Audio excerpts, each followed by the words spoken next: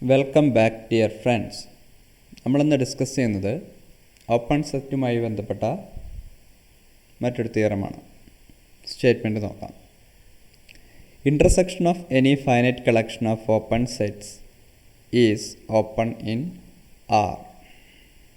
നേരത്തെ നമ്മൾ പഠിച്ചത് arbitrary union of open set is open എന്നാണ്. ഇപ്പോൾ പഠിക്കാൻ പോകുന്നത് finite intersection of open set is open എന്നാണ്. അപ്പോൾ ഇൻ്റർസെക്ഷൻ എടുക്കുമ്പോൾ നമുക്ക് ആർബിട്രറി ആയിട്ട് നമ്പർ എടുക്കാൻ സാധിക്കില്ല. ഫൈനൈറ്റ് നമ്പർ ഓഫ് ഓപ്പൺ സെറ്റുകളെ എടുക്കാൻ സാധിക്കുകയുള്ളൂ. ഫൈനൈറ്റ് ഓപ്പൺ സെറ്റുകളുടെ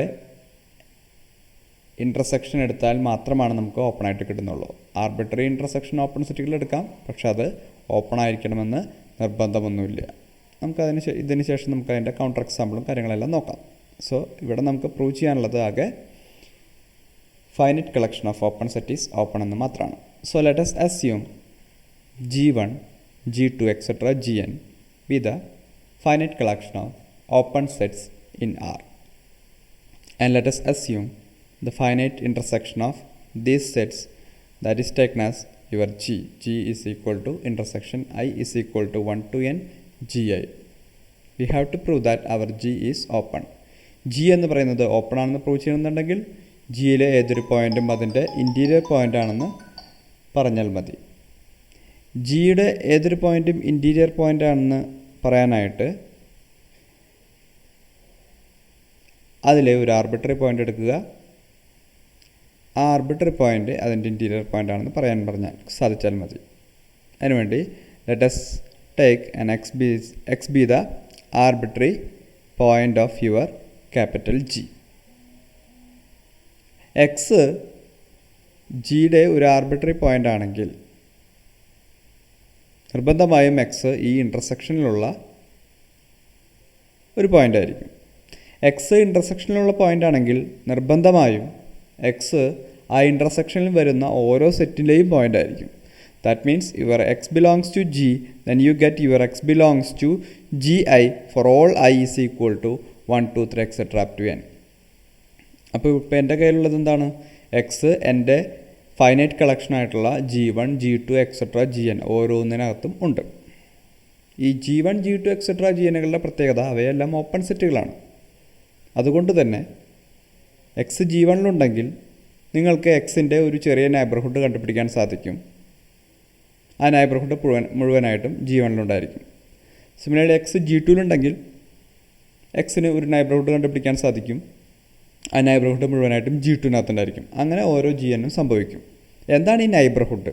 നൈബർഹുഡ് എന്ന് പറയുന്നത് എക്സിൻ്റെ നൈബർഹുഡ് എന്ന് പറഞ്ഞാൽ എക്സ് സെൻറ്ററായിട്ട് വരുന്ന ഒരു ഓപ്പൺ ഇൻ്റർവെലാണ് നൈബർഹുഡ്. നമ്മൾ സാധാരണ വി എപ്സിലോൺ ഓഫ് എക്സ്, അതായത് എപ്സിലോൺ നൈബർഹുഡ് ഓഫ് എക്സ് എന്ന് പറയുമ്പോൾ നമ്മൾ x minus epsilon comma x plus epsilon എന്ന് പറയുന്ന ഓപ്പൺ ഇൻ്റർവെലാണ് എടുക്കുന്നത്. So generally if you take x belongs to G1, there is a neighborhood of x, that is x minus epsilon 1 plus comma x minus epsilon 1 comma x plus epsilon 1. അതിനെ നമ്മൾ V epsilon 1 of x എന്ന് പറയാം. അത് G1നകത്തുണ്ടായിരിക്കും. ഇനി G2 എടുക്കുമ്പോൾ നിങ്ങൾ V epsilon 2 of x, അതായത് നമ്മൾ എപ്സിലോൺ മാറ്റിക്കൊണ്ടിരിക്കുന്നു. നൈബർഹുഡുകളുടെ വലിപ്പം മാറാം ഓരോ സെറ്റുകൾക്കനുസരിച്ച്. എക്സിൻ്റെ നൈബർഹുഡ് ആയിരിക്കണമെന്ന് മാത്രമേ കണ്ടീഷനുള്ളൂ. അപ്പോൾ നമുക്ക് എക്സ് G1ലുണ്ടെങ്കിൽ അതുപോലെ ഒരു നൈബർഹുഡ് കണ്ടുപിടിക്കാൻ സാധിക്കും. എക്സ് G2ലുണ്ടെങ്കിൽ അതുപോലെ ഒരു നൈബർഹുഡ് കണ്ടുപിടിക്കാൻ സാധിക്കും. അങ്ങനെ എക്സ് ഓരോ Gnലുണ്ടെങ്കിലും നമുക്ക് അതുപോലൊരു നൈബർഹുഡ് കറസ്പോണ്ടിങ് ആയിട്ടുള്ള Giലുണ്ടെന്ന് പറയാൻ സാധിക്കും. So we get there is epsilon i greater than 0 such that V epsilon of x, that is taken as our open interval x minus epsilon i comma x plus epsilon i subset of your Gi for all i is equal to 1, 2, 3 etc. up to n. ഇനി ഈ ഓരോ നൈബർഹുഡിൻ്റെയും പ്രത്യേകത X ആണ് അവിടുത്തെ centre. എക്സിൽ നിന്നുള്ള distance ആണ് ഈ എപ്സിലോൺ. ആ നൈബർഹുഡിൻ്റെ വിഡ്ത്ത് 2 എപ്സിലോൺ ആയിട്ടാണ് വരുന്നത്. 2 എപ്സിലോൺ 1 അല്ലെങ്കിൽ 2 എപ്സിലോൺ 2 എന്നുള്ള ഒരു ട്വൈസ് ഓഫ് ദ എപ്സിലോൺ ആണ് അതിൻ്റെ ലെങ്ത് ആയിട്ട് വരുന്നത്. അപ്പോൾ ഈ നൈബർഹുഡിലെല്ലാം കോൺസെൻട്രിക് ആണ്. അപ്പോൾ കൂട്ടത്തിൽ ഇപ്പോൾ നമ്മുടെ കയ്യിൽ ആകെ എത്ര നൈബർഹുഡുകളുണ്ട്? n നൈബർഹുഡുകളുണ്ട്. അപ്പോൾ അതിലെ കൂട്ടത്തിൽ ഏറ്റവും ചെറിയ നൈബർഹുഡ് കിട്ടാനായിട്ട് നമ്മൾ എന്ത് ചെയ്യണം? കൂട്ടത്തിൽ ഏറ്റവും ചെറിയ എപ്സിലോൺ ഏതാണെന്ന് കണ്ടെത്തണം. So we can choose epsilon is the minimum of these epsilon 1, epsilon 2, etc. epsilon n.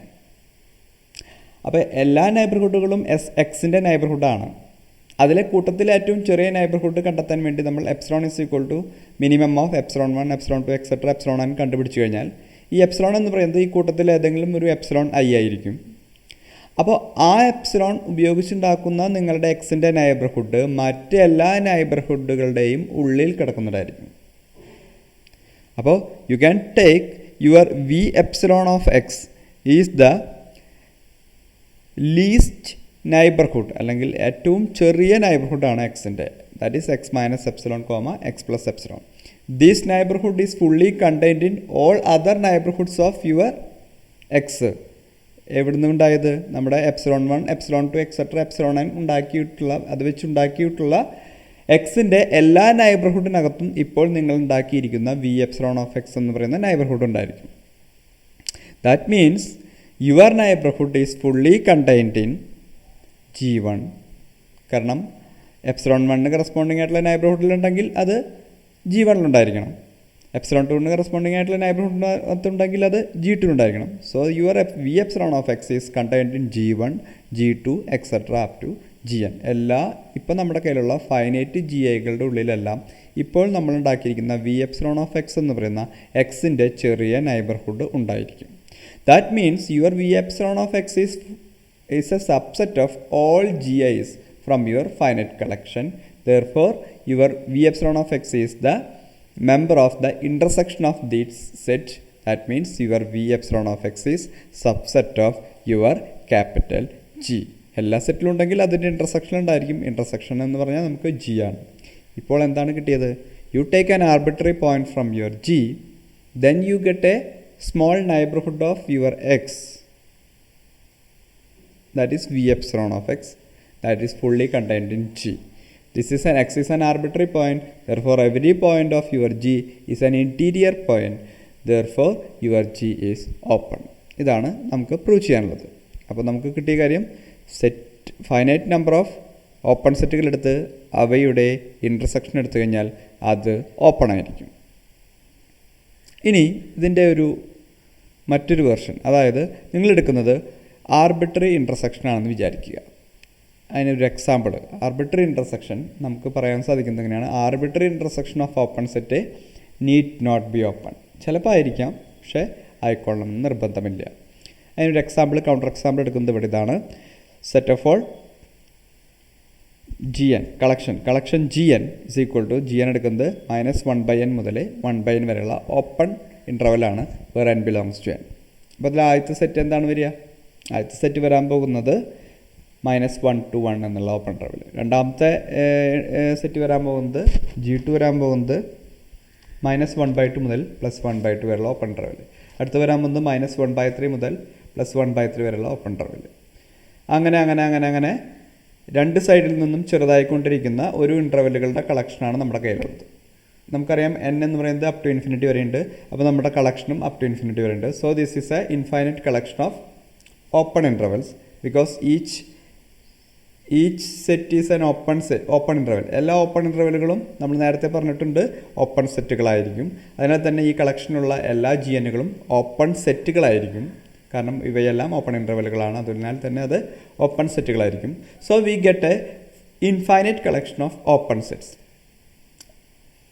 ഇനി എന്താണ് ഇവയുടെ ഇൻ്റർസെക്ഷൻ? Intersection over n is equal to 1 to infinity Gn. ഇതാണ് എൻ്റെ ഇൻ്റർസെക്ഷൻ. നോക്കാം. ഈ സെറ്റുകൾക്കെല്ലാം ഒരു പ്രത്യേകതയുണ്ട്. ഈ സെറ്റുകൾ നെസ്റ്റഡ് ഇൻ്റർവെൽ എന്നുള്ള പ്രോപ്പർട്ടി സാറ്റിസ്ഫൈ ഉണ്ട്. ആദ്യത്തെ സെറ്റിൻ്റെ ഉള്ളിലാണ് രണ്ടാമത്തെ set. G1 contains G2 contains G2 contains G3 contains and so on. ഈ Gn, അതായത് നിങ്ങൾക്ക് Gn നെസ്റ്റഡ് ഇൻ്റർവെൽസിൻ്റെ ഒരു പ്രത്യേകത എന്താ വെച്ച് കഴിഞ്ഞാൽ അവയെല്ലാം ഇങ്ങനെ ഉള്ളിലേക്ക് ഇങ്ങനെ പോയി കഴിഞ്ഞാൽ അവസാനം അത് അവയുടെ ഇൻഫൈനൈറ്റ് ഇൻ്റർസെക്ഷൻ എടുത്തു കഴിഞ്ഞാൽ അതിനകത്ത് ഒരു കോമൺ എലമെൻറ്റ്